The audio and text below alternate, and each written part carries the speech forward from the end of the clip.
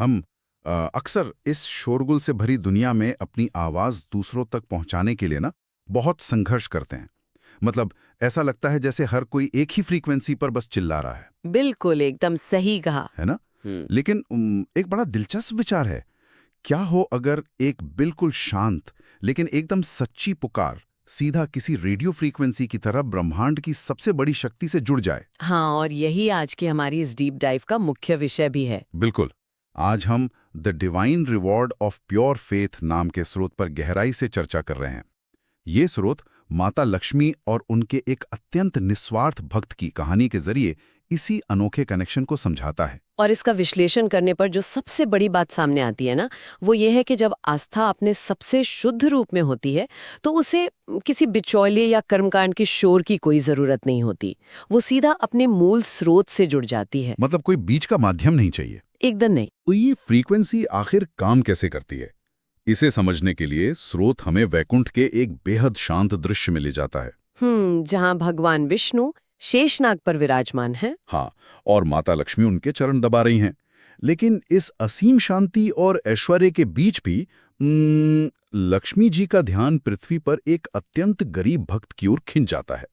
अब यहाँ एक तार्किक सवाल उठता है कि जब उसके पास अर्पण करने के लिए कुछ है ही नहीं। बिल्कुल।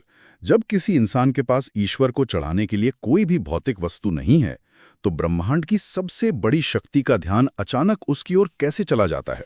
देखिए, स्रोत के अनुसार इसका मनोवैज्ञानिक और आध्यात्मिक कारण इंसान का पूरी तरह से अहंकार शून्य होना है। मतलब जब कोई व्यक्ति अत्यंत दरिद्रता में होता है ना, तो अक्सर उसका सारा अहंकार खत्म हो जाता है। दुनियावी दिखावा भी नहीं रहता। बिल्कुल। और ईश्वर के दरबार में हमारी इस भौतिक संपदा का कोई मोल नहीं है। वहां तो सिर्फ अहंकार रहित शुद्ध आस्था ही एकमात्र मान्य मुद्रा है। एक तरह से वही उनकी करेंसी है। हाँ, एकदम सही। उस भक्त के पास कोई महंगा चढ़ावा नहीं था, तो उसकी प्रार्थना में कोई मिलावट या सौदा भी नहीं था। यही वो पारदर्शी ऊर्जा है जो सीधे परमात्मा तक पहुंचती है। क्या बात है। और इस शुद्ध ऊर्जा का उत्तर भी मिलता है। स्रोत बताता है कि लक्ष्मी जी उस भक्त के स्वप्न में आती हैं, एक बहुत ही तेज प्रकाश के साथ। हाँ, प्रकाश होता है और वे उसे निराश न होकर अपनी भक्ति जारी रखने का मार्ग दिखाती है। अब ईमानदारी से कहूं तो अगर कोई आम इंसान ऐसा सपना देखे तो सुबह उठकर शायद यही सोचेगा कि कल रात को ज्यादा खा लिया था। हाँ, लोग अक्सर सपनों को सिर्फ भ्रम मान लेते हैं, है ना? कि बस अजीब सपने आ रहे हैं। लेकिन कहानी में वो इंसान सुबह उठते ही बिना किसी संदेह के पूरी मानसिक शांति के साथ अपनी पूजा और आरती में लग जाता है। उसने इस अनुभव को सिर्फ एक भ्रम क्यों नहीं माना, मैं यही सोच रहा था। क्योंकि स्रोत ये बहुत स्पष्ट करता है कि ईश्वरीय अनुभूति और हमारे साधारण अवचेतन मन के स्वप्न में जमीन आसमान का अंतर होता है। अच्छा, वो कैसे? जब कोई अनुभव सीधा परम शक्ति से आता है ना, तो उसकी ऊर्जा इतनी तीव्र और स्पष्ट होती है कि वो इंसान के मन के सारे संदेहों को वहीं जला देती है। मतलब वो सिर्फ एक सपना नहीं था? बिल्कुल नहीं, वो तो आत्मा का परमात्मा से सीधा संवाद था। इसी कारण उस इंसान को ये विश्लेषण करने की जरूरत ही नहीं पड़ी कि ये सच है या भ्रम। वो बस उठ के अपने कर्म में लग गया। हाँ, उस ऊर्जा ने उसे तुरंत अपनी सुबह की भक्ति के लिए प्रेरित कर दिया। तो वो बिना किसी स्वार्थ के बस अपनी पूजा में तल्लीन रहता है। हाँ, और फिर स्रोत के अनुसार कहानी अपने चरम पर पहुंचती है। लक्ष्मी जी की मूर्ति से अचानक सोने के सिक्के निकलने लगते हैं। एक बहुत ही चमत्कारी दृश्य है वो। हाँ, भक्त एकदम भावुक हो जाता है। आंसू बहाते हुए जय माँ लक्ष्मी पुकार उठता है। अब इस दृश्य को पढ़ते हुए मेरे दिमाग में एक अजीब सा विचार आया।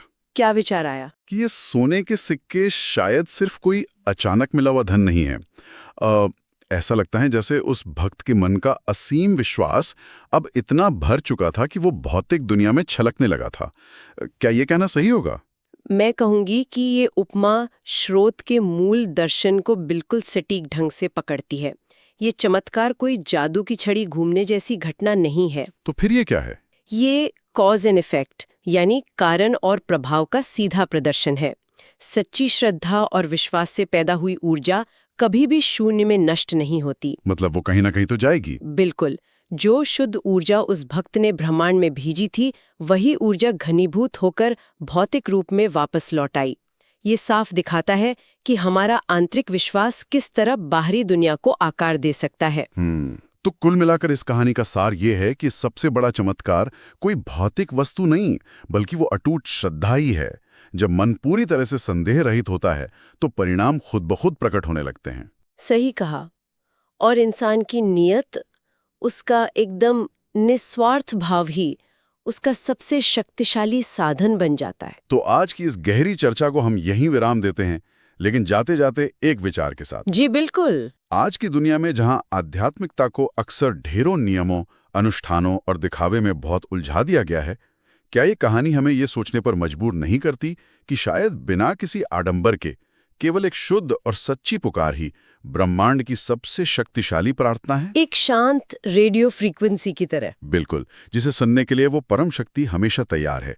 बस हमें अपनी फ्रीक्वेंसी सही सेट करनी है।